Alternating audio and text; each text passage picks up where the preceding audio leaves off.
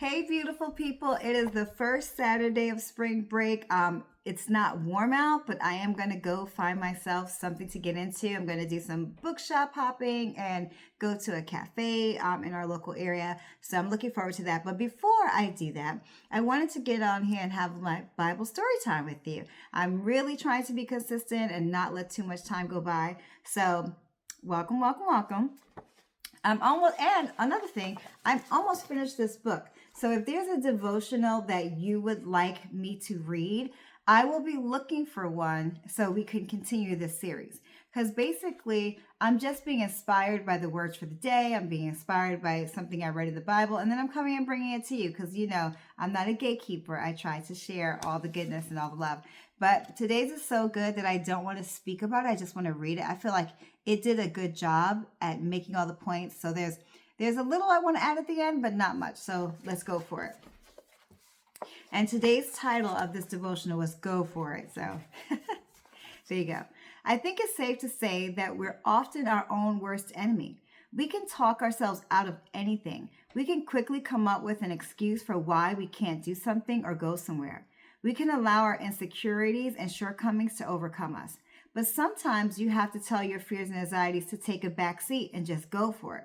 Go pursue your dreams for your home or your vision for your business. Don't settle where you are. Just go for it. In Philippians 3:12, Paul writes about the deciding on his next move in his life. He realized that he had not arrived at his destination, the destination he desired. He had not accomplished all that God had for him to accomplish. And although he had come a long way, he still had a long way to go. So he said that he'd forget about those things that were behind him and press on. Philippians 3:13, and he was going for it. Paul was a very intelligent man. He realized that his past did not define him. He realized that he couldn't get bogged down with all he'd done in his past. He realized that it did not do him any good to get sidetracked by the enemies he made. But by the same token, he couldn't get caught up in his accomplishments either. He understood that it wasn't about where he was or where he had been. It was all about where he was going. We have to take a lesson from Paul's experience and admit that sometimes we get overwhelmed by our thoughts from our past. We can get caught up in what used to be. We can't move forward in our careers or our relationship with friends and family because we're too busy grieving our past hurts.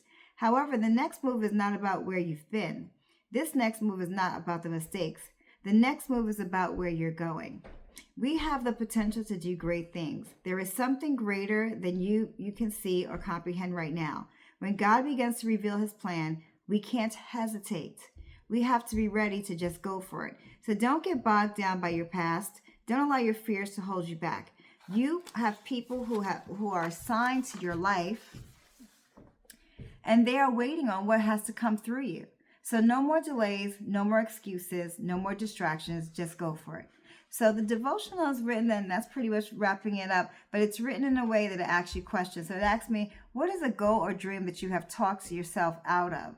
And for me, I think our last message on being released and restored, I've talked myself out of the ability to walk in a new, like a fresh start, or the ability to try something new. Sometimes the familiar, there's a saying in Spanish that says, la costumbre es más fuerte que amor.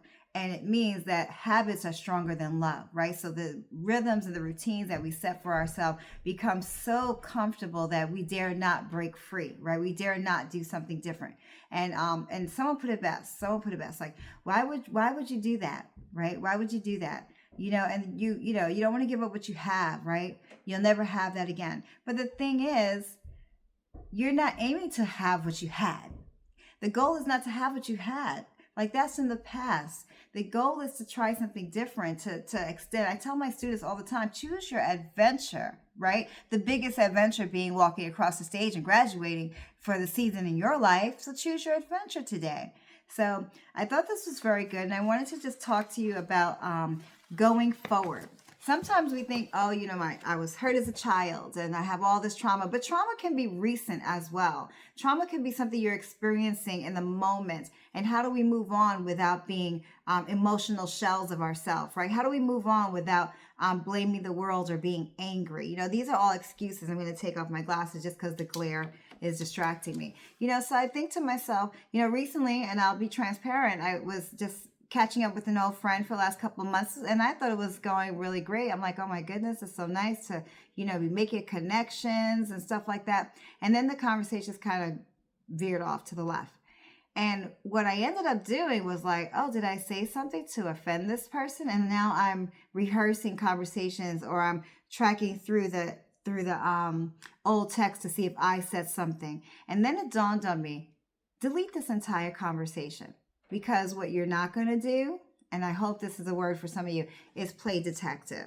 What you're not going to do is be a research analyst. What you're not going to do is give more time to something than it needs. And all of us know, we have been to a emergency room in New York. You especially know, we have been to an emergency room where you wait like 15 hours to find out that just take a Tylenol, right? So there's those instances, and that's the only analogy I have for that. And I started thinking to myself, this is like waiting at an emotional bus stop for a bus that probably isn't coming, or a bus that if you knew the route was canceled, you could have been home hours ago. So that type of disappointment where it's not life-changing, but it's enough to disrupt your daily activities. So today's message hit home for me, because I sometimes can use a lot of things to distract myself, and they become excuses. Even good work. Like, I love my job and I love the work that I do. My job, funny enough, is to analyze all the time. So I'm always thinking about how the brain is developing, what makes people make the choices that they make. And the truth is that, a man's heart you can never know. The Bible says that, we are like these beings that we're so smart, but at the same time, he says, using the foolish things to confine the wise. Sometimes it'll be the most foolish things that will throw you off, So I want to encourage you. I want to encourage you to go back and listen to my other messages, because I think they're starting to kind of tie into this big message of we started with Moses and being on the right side of things. We started with looking at when the children of God, the consequences and what it meant for the next generation. And then we talked about being, released and restored. And now we're talking about moving forward, even when you don't have closure, moving forward when the past is very weighty, moving forward when your hurt is new, and again, this is not about numbing feelings and being a shell of a person.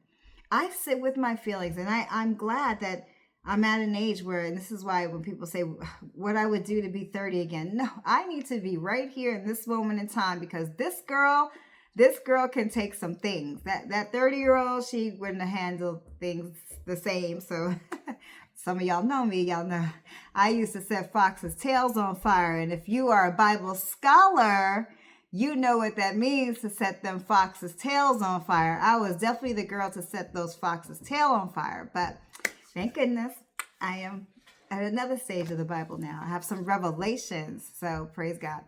I take my feelings, and I'm very self-aware. I legitimately know when my feelings should be hurt, and I sit with them. I don't try to bury them or explain them or outlast them. I just know that they're going to be here for a little bit, and it's like a cold. You just have to wait for it to pass, or, and sometimes they're heavier than a cold. They're like a flu, or God forbid, pneumonia. And that depends on what the situation was and how much you invested. But you have to let those feelings run their course. There's nothing you can take, or there's nothing you can do to move past them, And most of you who have been my ride or dies and followed my journey, we have had a lot of ups and downs with figuring out like best course of actions for my mom, best course of actions for my children, or best course of actions for even a job, I'm really excited that I was able to push through and do my master's program. We've talked about that before. But the book also says, like, you can't live on even yesterday's accomplishments. Okay, I've done that now. This is wonderful. I walked the stage. I had the cake. I got the job. What's next? What's next? And this is also a moment to hit pause. This is not about skipping the part where you savor the goodness of God in your life, where you enjoy that meal. I always think about restaurants. Sometimes people are talking and eating, and I wonder what they're there to experience. They're there to experience the company or the food. Because to me, it's hard to multitask, right? You can't do many things at one time.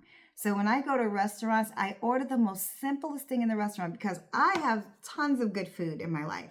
So I order the most simplest thing because I'm really there for the company. I'm really there to enjoy this person. My appetite is for life. My appetite is to be with this person, whether it's my sister or my brother or family or a loved one or a romantic interest. That's my intention. So that's where I'm at. When I'm home now, I want a good meal. I want to throw in all the ingredients. I'm here for the food. I want to taste it. I want to experience it, but my intentions change drastically when I'm in a restaurant. So how does all these little tidbits tie in together? Are you experiencing the life that you want? Are you intentional about what you want out of this life? Are you looking forward? I want for you all the things I want for myself. And that is for you to live without abandon. That is for you not to let hurt hinder your blessings, not to let disappointment distract you. Disappointment is a great distraction. And I literally, I want to say that I experienced disappointment in the last couple of weeks in such a way that I think for 2 weeks, I have been just coming home and knocked out. Like I was thinking it was like I'm turning into a real senior citizen, but it's only been the last 2 weeks. So I said, okay, my body is giving me a pause. I'm going to take this pause. I'm going to take this rest, and then I'm going to get to it. I'm going to get to it because that's what I do. So this book basically focuses on an interactive journey through the entire Bible. If you want to purchase this book, I greatly encourage you to do that. It's a much slower read. I went through it quickly because I read it just for the devotionals, but it does stop and let you read the verses to get through the Bible in a year. Maybe I'll revisit it and use it that way in the next couple of weeks. But I'm on here to say like be your best self, and that requires you to stop and take an intentional moment and to do a emotional inventory. Make some lists. I'm a list maker. I know when one area is suffering over another because my lists are unbalanced. And if you ask my children, sometimes I'm not so great at circling back. I got yelled at for a few things this last couple of weeks because I forgot to follow up with my kids on some things they were waiting for me to follow up with them about. And it reminds me that I have to also make space for other people, for their feelings, and nurturing those relationships correctly.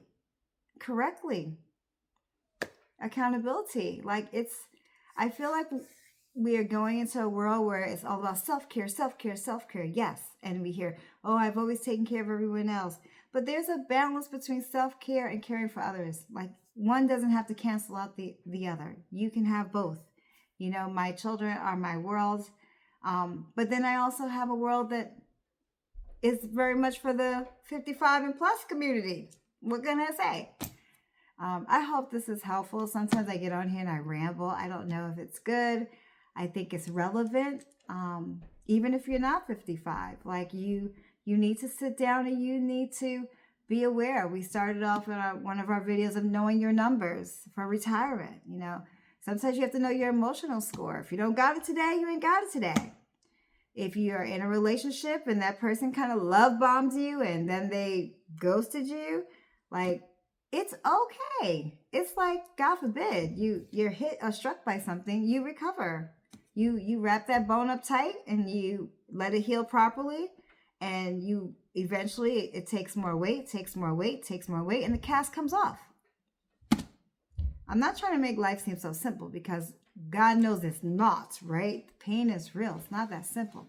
But I do want us to encourage each other that there are positive ways to deal with negative situations. And there are, the Bible says that God says, I know the plans I have for your future, for you, not to harm you, right? We know that God is for us. Sometimes that's all we need to know.